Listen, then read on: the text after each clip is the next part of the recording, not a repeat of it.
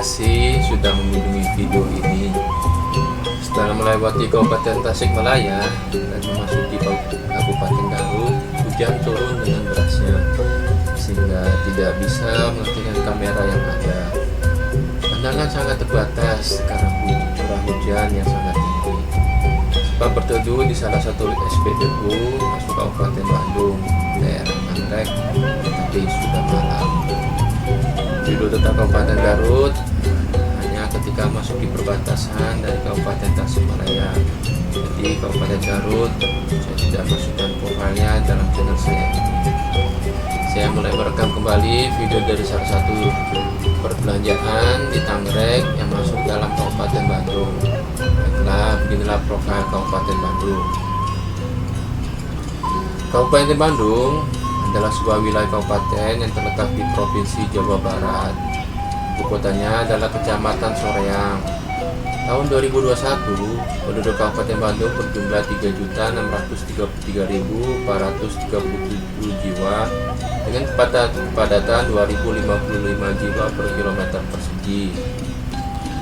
Kabupaten Bandung merupakan induk dari wilayah Bandung Raya yang kemudian dimekarkan menjadi wilayah Kota Bandung, Kota Cimahi, dan Kabupaten Bandung Barat. Wilayahnya didominasi oleh wilayah pegunungan yang sejuk, menjadikan tempat wisata alam di Kabupaten Bandung sangatlah beragam. Kabupaten Bandung juga menjadi tempat dari hulu Sungai Citarum.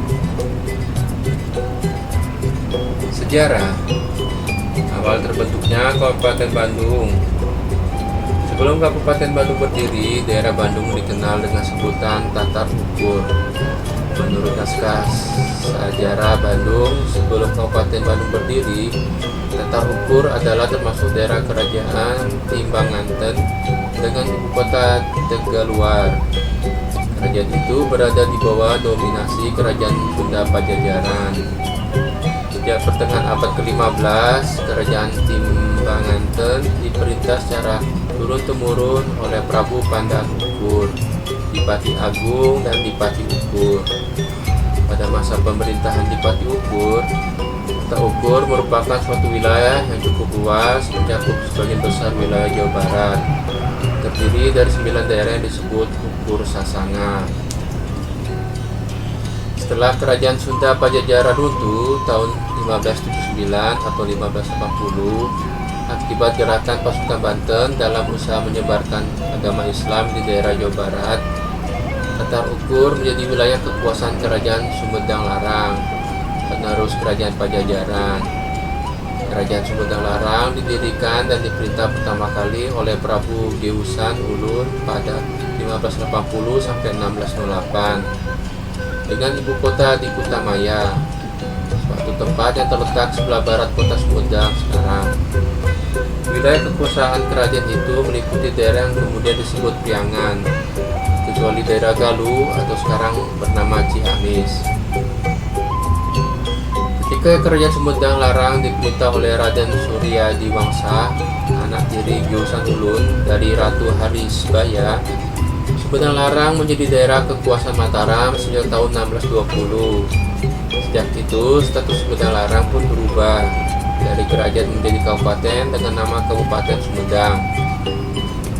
Mataram menjadikan Priangan sebagai daerah pertahanannya di bagian barat terhadap kemungkinan serangan pasukan Banten dan atau kompeni yang berkedudukan di Batavia. Karena Mataram dua pemerintahan Sultan Agung tahun 1613 sampai 1645 bermusuhan dengan kompeni dan konflik dengan Kesultanan Banten. Untuk mengawasi wilayah Priangan, Sultan Agung mengangkat Raden Arya Suradiwangsa menjadi Bupati Wedana atau Bupati Kepala di Priangan tahun 1620 sampai 1624 dengan gelar Pangeran Rangga Gempol Kusuma Ginata, terkenal dengan sebutan Rangga Gempol I. Tahun 1624, Sultan Agung memerintah Rangga Gempol I untuk menaklukkan daerah Sampang atau Madura. Karenanya, jabatan Bupati Wedana Priangan diwakilkan kepada adik Rangga Gempol I, Pangeran Dipati Rangga Gede. Tidak lama setelah Pangeran Dipati Rangga Gede menjabat sebagai Bupati Wedana, Sumedang diserang oleh pasukan Banten karena sebagian pasukan Sumedang berangkat ke Sampang. Pangeran Dipati Rangga Gede tidak dapat mengatasi serangan tersebut. Akibatnya, ia menerima sanksi politis dari Sultan Agung.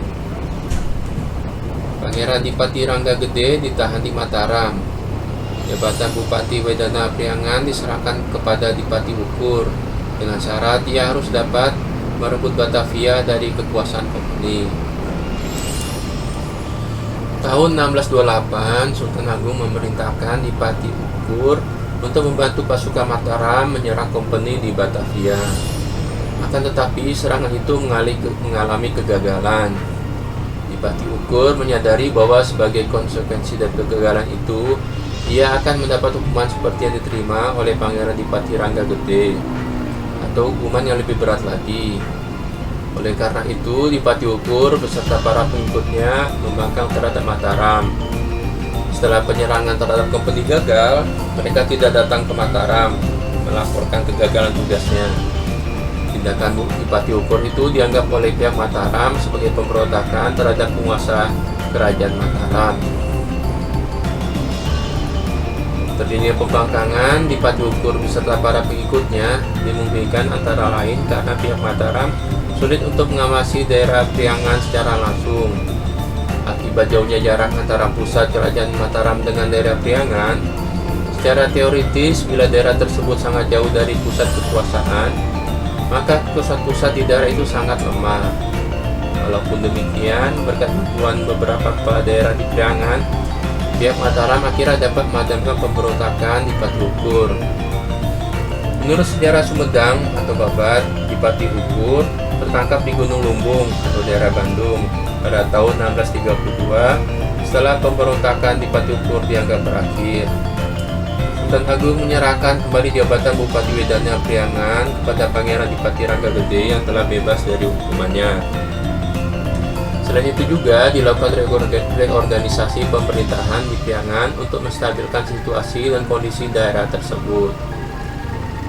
Daerah Priangan di luar Sumedang dan Galuh dibagi menjadi 3 kabupaten, yaitu Kabupaten Bandung, Kabupaten Parakan Muncang, dan Kabupaten Sukapura dengan cara mengangkat 3 kepala daerah dari Priangan yang dianggap telah berjasa menumpas pemberontakan Dipati Ukur.